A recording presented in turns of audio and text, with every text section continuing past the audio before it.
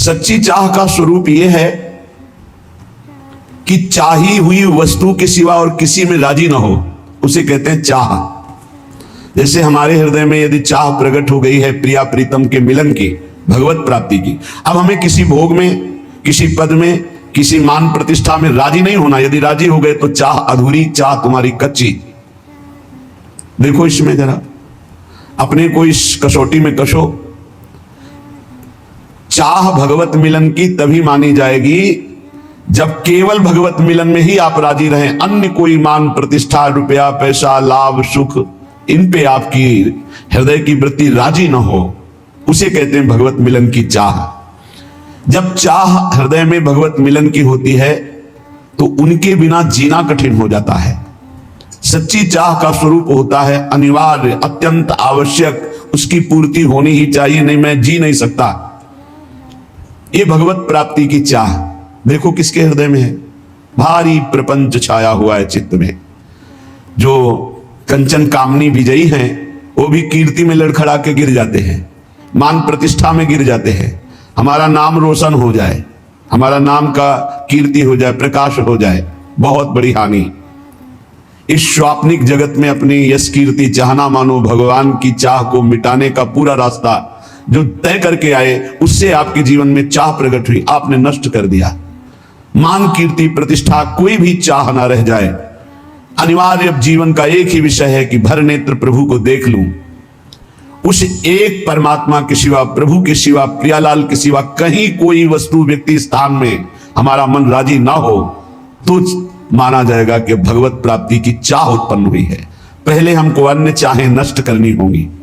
जब प्रेमी अपने प्रीतम इष्ट देव के बिना जीना मुश्किल हो रहा है, अब नहीं जी सकता, प्राण निकल जाएंगे यदि नहीं मिलेंगे, तो इष्ट देव को विवश होकर अव्यक्त से व्यक्त होना पड़ता है।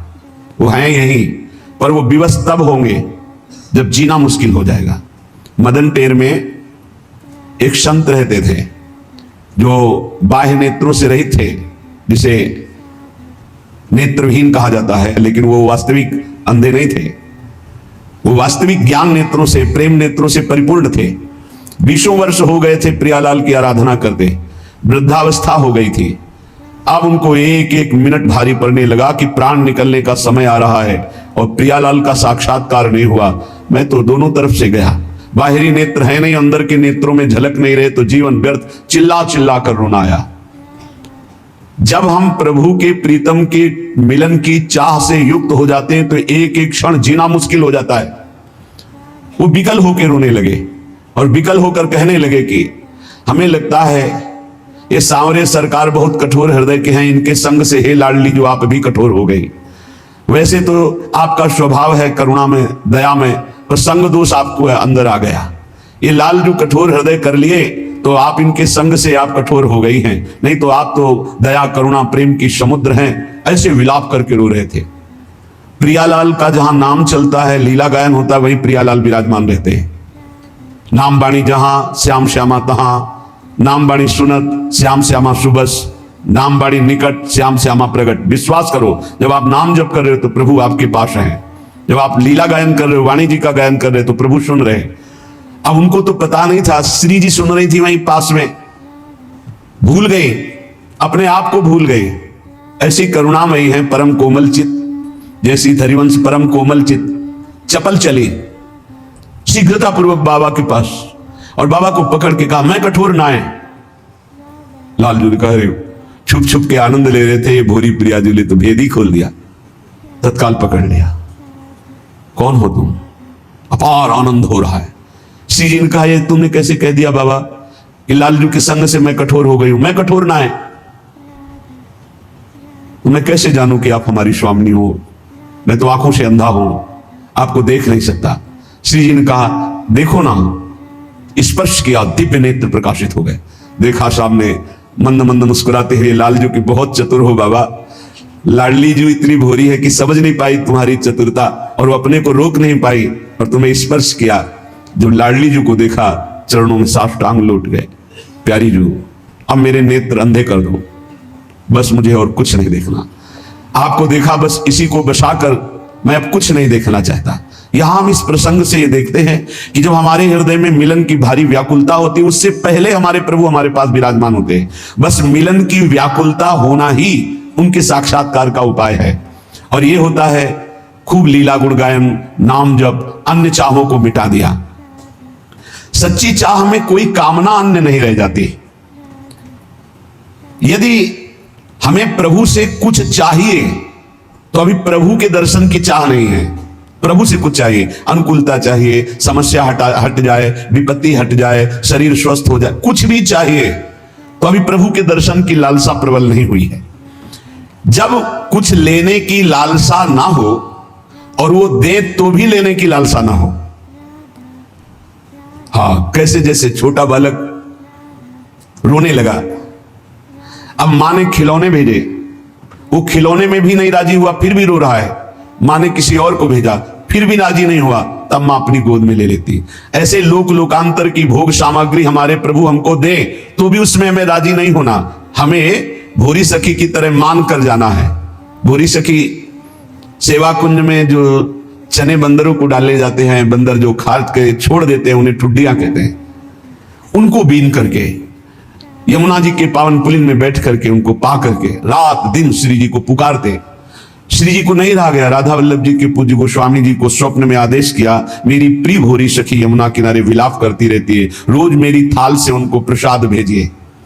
जब प्रसाद लेकर के गए और प्रसाद देखा तो खड़े हो गए श्री भोलानाथ जी। भोरी सखी माथे पे लगाया, जब वो चले गए तो रोने लगे कि आपको पता है कि मैं आपके लिए विकल हो रही हूं, आप हमें प्रसाद देकर संतुष्ट करना चाहती, इनका मुख में डाला और यमुना जी में प्रसाद को समर्पित कर दिया और कहा आप जानती हैं कि मैं आपके लिए विकल हो रहा हूं, बस मुझे आप चाहिए, आप चाहिए। हमें राजी कहीं नहीं होना।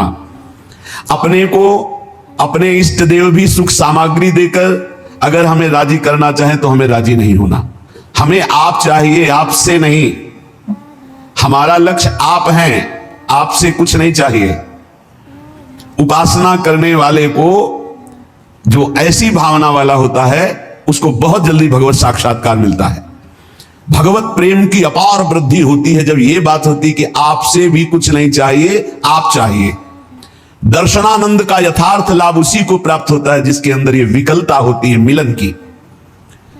चाह को बढ़ाने का एक सरल उपाय और सफल उपाय है, पूज्य भाई जी श्री हनुमान प्रसाद पोद्दार जी कह रहे हैं, जब तक आप भोगों को अनित्य मान करके उनका त्याग नहीं करेंगे तब तक ये चाह बढ़ेगी नहीं। तत्काल सत्संग से प्रकट भी होगी तो दब जाएगी, वो प्रकाश नहीं कर पाएगी। चाह तो कहीं ना कहीं चिंगारी रूप में है ही, तभी तो आप रात्रि में चैन से सोते नहीं हैं, सत्संग के लिए भागते हैं, चाहे पानी गिरे, चाहे सर्दी हो, चाहे भीषण गर्मी हो, हर परिस्थिति में। तो ये चाह ही तो आपको सत्संग में ला रही है, ये चाह ही तो आपसे नाम जपवा रही है, ये चाह ही तो संसार के भोग रागों का त्याग कर रही है।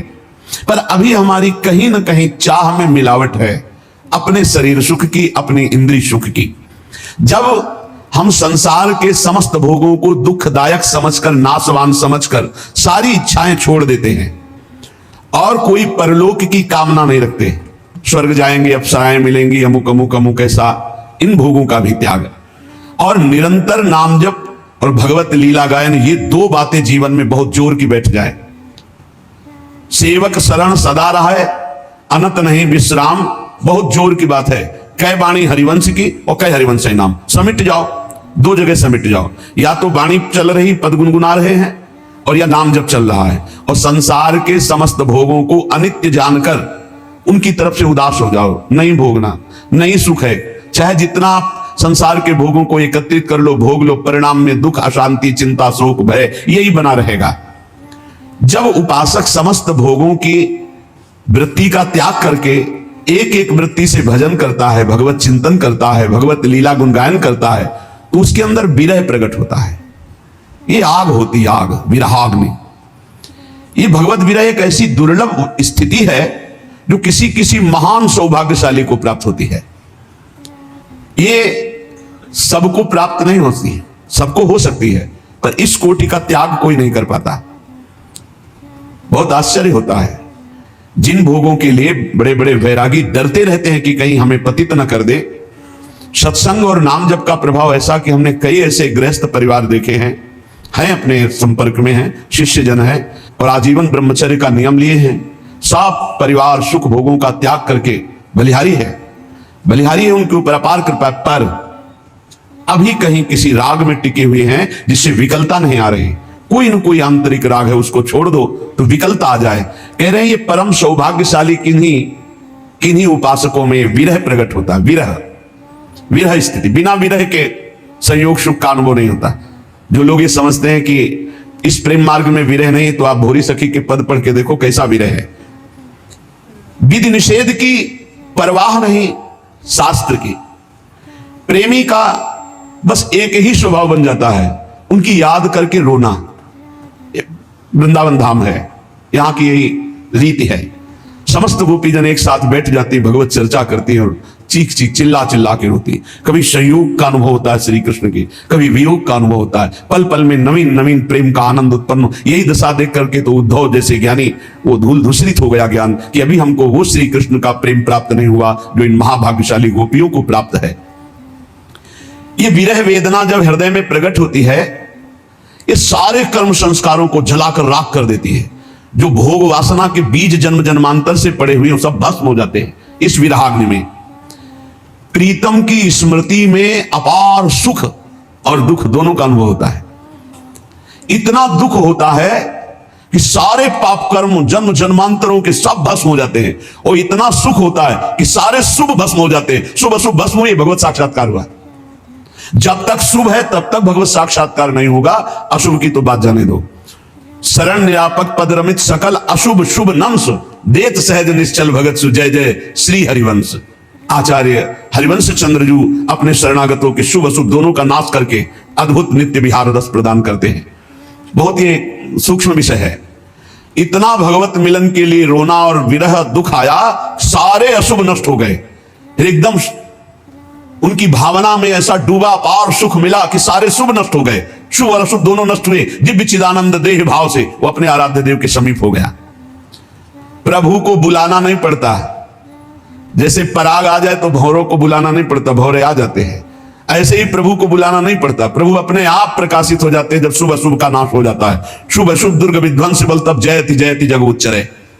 प्रीतम के लिए जब शरीर और प्राण तृणवत हो जाए, तृण के समान अभी त्याग दें, वो भगवत आवेश में हर समय उपासक रहता है। जिसका शरीर और प्राणों से राग खत्म हो चुका है, मच्चित्ता मदगत प्राणा, जो भगवत चित्त वाला भगवत प्राण वाला, ये वृंदावन के प्रेमियों की यही दशा रही है। वो अपने शरीर और प्राण को तृणवत त्याग चुके हैं, उनके अंदर विरहाग्नि जलती है। भगवत धाम, भगवत रूप, भगवत लीला, ये स्वयं उसके हृदय में प्रकाशित हो जाती है जो प्रभु की विरहाग्नि में जलता है। युगायितम निमेषेण चक्षुषा प्रावृषायितम शून्यायितम जगत सर्वम गोविंद विरहेण में। ये महाप्रभु चैतन्य देव जी का वचन है। गोविंद के विरह में एक निमेष कहते हैं पलक झपकने को, युगों के समान मुझे लग रहा है। युगायितम निमेषेण चक्षुषा प्रावृषायितम शून्यायितम जगत सर्वम गोविंद विरहेण में। एक पलक झपकने के समय में युगों के विरह का अनुभव हो रहा है महाप्रभु गौरांग देव को। ऐसा लग रहा है कितना लंबा समय हो गया हमने अपने प्राण प्यारे प्रभु को नहीं देखा। आंखों से अश्रुधारा बहती, बूंद नहीं अश्रुधारा। सारा जगत शून्यमय दिखाई दे रहा है, कोई प्रभु के सिवा कहीं कुछ नहीं, एकमात्र प्रभु, और वो दिखाई नहीं दे रहे, इसलिए भारी विरहाग्नि अश्रु प्रवाह। शून्यायितम जगत सर्वम गोविंद विरहेण में, गोविंद के विरह में सारा जगत शून्य लग रहा है। एक पलक झपकने का समय भी युगों के समान लंबा लग रहा है। इस भगवद विरह में इतना असीम सुख है कि ब्रह्मा को भी वो सुख नहीं है। जो ब्रह्म पद में विराजमान ब्रह्मा जी हैं, जो भगवद विरही को आनंद मिलता है, वो ब्रह्मा जी को नहीं। फिर मिलन का जो आनंद होता होगा उसकी बात क्या। जिस दुख के सुख की समानता ब्रह्मा जी के पद में नहीं है, ब्रह्म परमेष्टि पद में, फिर उस सुख की समानता कहां की जा सकती है जो अपने प्रीतम को दे। निर्खत नित्य विहार पुलकित तन रोमावली, आनंद नैन सुधार, यह जो कृपा हरिवंश की। त्रपित न मानत नैन कुंज रंध अवलोकितन, यह सुख कहत बने न, यह जो कृपा हरिवंश की। विरही को जो परमात्म सुख प्राप्त होता है वो परमेष्टि पद ब्रह्मा को भी नहीं प्राप्त है। ये प्रेम शून्य विषयी पुरुष इस बात को कैसे जान सकते हैं। वो अनुमान भी नहीं लगा सकते कि ये क्या चर्चा कर रहे हैं। विरही जलता है प्रभु के मिलन के लिए, पर उस जलन में महान शांति, महान आनंद होता है। जलन में आनंद, महान शांति, महान आनंद, एक आनंद की जलन होती है। जैसे ठंडा तो एक सीमा तक ठीक है, लेकिन बर्फ में लिटा दिया जाए तो लगता है ना दुखद। तो आनंद सहने की हमारे हृदय में एक क्षमता है। वो आनंद का सिंधु उमड़ पड़े तो मीरा जी बोल पड़ी, जो मैं ऐसा जानती प्रीत किए दुख होए। आनंद की अधिकता में बोल रही हैं तो नगर ढिंडोरा पीटती है जी, प्रीत न करियो कोई। आप चलिए फिर इस मार्ग में आगे खुद अनुभव होगा। इस जलन को वो मिटाना नहीं चाहता, वो बढ़ाना चाहता है प्रेमी। मिलन की भारी उत्कंठा और विरह अश्रुओं से कपोल भींगे हुए मिलन की भारी उत्कंठा बलिहारी है ऐसे उस उपासक को जिसकी यह स्थिति है। हा प्राणनाथ, हा प्रीतम, हा युगल सरकार, इस तरह वो एकांत में कराह करके रो रहा है। ओहो कितना स्वादिष्ट है ये कराह शब्द। आर्त भाव से, वो तो जो जीवन में कभी ऐसा कुछ मिनट के लिए अवसर आया वही एक कराह शब्द को जानते हैं। पीड़ा में तो सब कराह रहे हैं, अपने मन के प्रतिकूल परिस्थिति में सब रो रहे हैं, लेकिन प्रभु के लिए कराह, हा किशोरी जो, हा लाडली जो, अब जिया नहीं जा रहा, ये बलिहारी है। ऐसे उपासक से वायु स्पर्श करके अन्य शरीरों को छू जाए तो निष्पाप कर दे, ऐसे महान पवित्र होते हैं। रोते रोते कराहते कराहते वो ये दृढ़ निश्चय कर लेता है कि अब चाहे जन्म जन्मांतर लग जाएं, पर आपसे मिले बिना कहीं राजी नहीं हो सकता। ये दृढ़ निश्चय, मैं तुम्हारे विरह में हर जन्म लूंगा, हर जन्म में भर भर कर रो रो करके मैं आपको पुकारूंगा, हृदय भर करके रो करके पुकारूंगा। तुम्हारे वियोग की आग में जलता रहूंगा, पर किसी भी विषय या किसी भी व्यक्ति से मैं कभी संतुष्ट नहीं होऊंगा। बना रहे हमेशा यह विरह दुख दीवाना, मैं जानता हूं इसमें कितना आनंद मुझे है। ये विरह कभी मिटे ना, मैं आपके लिए सदैव तड़पता रहूं, इस तड़पन में कितना आनंद है मेरा हृदय जानता है। भगवत प्रेम का पागल वो विरही अपने प्रीतम के सिवा किसी से कोई परिचय नहीं रखना चाहता, जानता ही नहीं, और परिचय को कोई आ जाए तो पहचानता नहीं। वो अपने को सदा सदा के लिए आराध्य देव को बेच देता है। अब मेरे तो गिरधर गोपाल दूसरो न कोई, दूसरो न कोई। जब ब्याह होकर के मीरा जी का प्रथम रात्रि मिलन का समय लोकवत, उन्होंने राणा जी से यही कहा कि आप स्पष्ट मेरी बात समझ लीजिए, मेरा ब्याह हो चुका है, बचपन में ही मेरा ब्याह गिरधर के साथ हो गया है, और यह शरीर गिरधर की अमानत है, आप इसे कभी स्पर्श मत करना। बहुत विवेकी थे, बहुत सौभाग्यशाली थे जिनको मीरा जी के बाह्य प्रगट पति बनने का सौभाग्य मिला। हाथ जोड़कर चरणों में प्रणाम करके खड़े हो गए और कहा, आज मैं वचन देता हूं कि एकांत में तुम हमारी गुरु होगी और हम तुम्हारे शिष्य। हमारा गुरु शिष्य का बर्ताव होगा और व्यवहार में आप पत्नी का व्यवहार करेंगी जिससे आपको अनुकूलता परिवार से मिलती रहे। उनका ऐसा ही होगा। एकांत में वो सदैव गुरु की भांति मीरा जी की आराधना करते थे। प्रेमी किसी को अपना मानता नहीं और जो अपने होते हैं उनको पहचानता नहीं।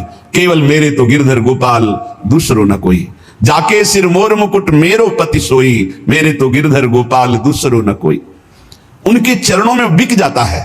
देखो कहां बिके हैं अपने लोग, रुपया में राजी, परिवार में राजी, भोगों में राजी, नाना प्रकार के शरीर आराम सुख व्यवस्था में राजी। वियोग की ज्वाला में जलता हुआ उपासक इस निष्ठा को प्राप्त हो जाता है।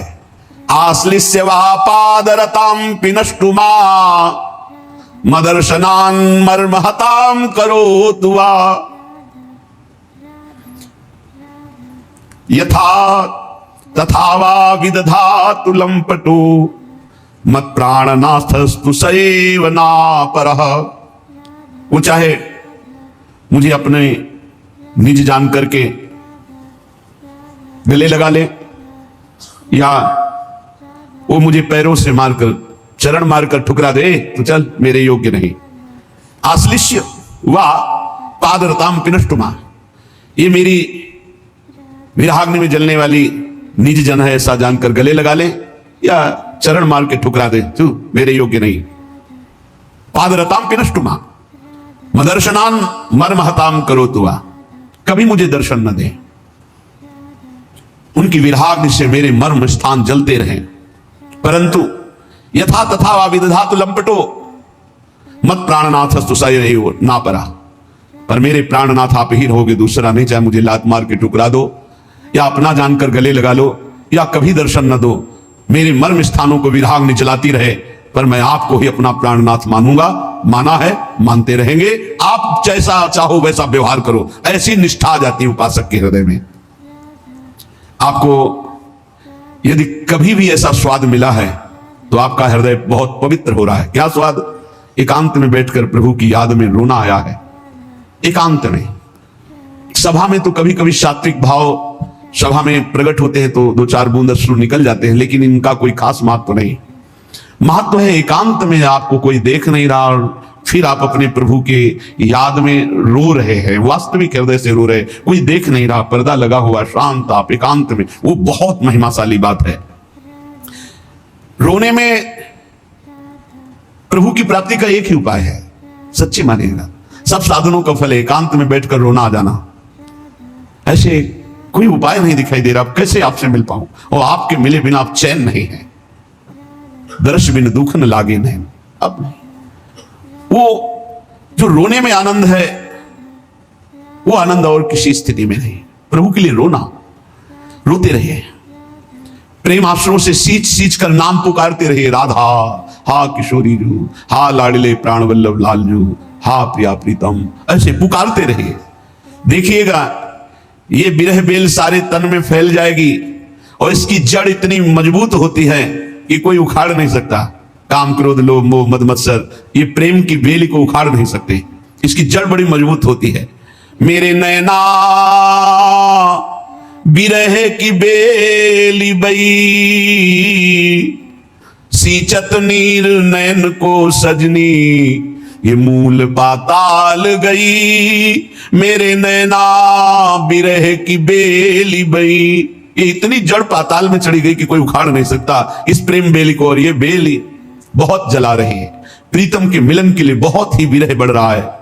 ये विगसत लता सुभाए आपने, छाया सघन भई, अब कैसे निर्वारों सजनी, ये सब तन पसरी गई। मेरे नैना विरह की बेली बई। ऐसी विरहाग्नि कि नेत्र रूप देखते हैं तो तन में विरहाग्नि, और तन तन से लगा है तो नेत्रों में विरहाग्नि। कभी चैन ही नहीं, प्रेमी को कभी पूर्णता ही नहीं अनुभव होती। ये सच है कि ऐसा विरह सच्चे उपासकों में जागृत होता है, जो रात दिन ईमानदारी से सच्चाई से भजन, ये व्यवहार, ये प्रपंच, एक दूसरे का तर्क, ये सब बहुत कूड़ा करकट है। प्रेमी को कब फुर्सत है दूसरे की देखने की, दूसरे की बात करने की, दूसरे विषय की, उसकी गुंजाइश ही नहीं है। वो नित्य मिलन में नित्य विरह देखता है और नित्य विरह में नित्य मिलन देखता है। विरही बात करके बात कर, कब मिलोगे, और सामने उसको दिखाई दे रहे। ये बड़ा प्रेम का विलक्षण स्वरूप है। ये अनुभव में ही आता है। अनिर्वचनीयम प्रेम स्वरूपम भी वर्णन करने में नहीं आता कि सूक्ष्म तरम, बड़ा सूक्ष्म है। मिलन में अमिलन और अमिलन में मिलन, ये स्थिति प्रेमी की रहती है। सर्वत्र अंदर बाहर प्रीतम ही प्रीतम है। अति सुख कर मिलन मधुर, जिसमें होता प्रिय का संयोग। मृदुल मधुर मुस्कान मनोहर, अनुपम दिव्य सुधा रस भोग। देखता है मेरा प्रीतम मंद मंद मुस्कुरा रहा है और उन्हीं की तरफ देख कर कहता है कब मिलोगे, कब हृदय से लगोगे।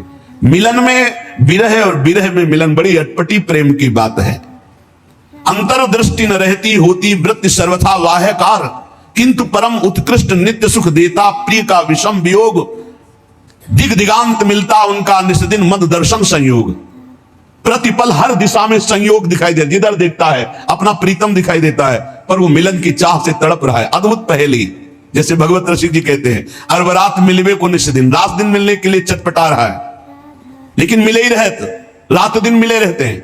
फिर कह रहे हैं मानो कबहू मिले ना। तब कहा भगवत रसिक रसिक की बातें रसिक बिना को समझ सके ना। तो ये प्रेम, ये विरह तल्लीनता से प्रकट होता है। रात दिन जब हम उनका चिंतन करते हैं, भजन करते हैं, तब भूख पैदा हो जाती, कब मिलेंगे कब मिलेंगे।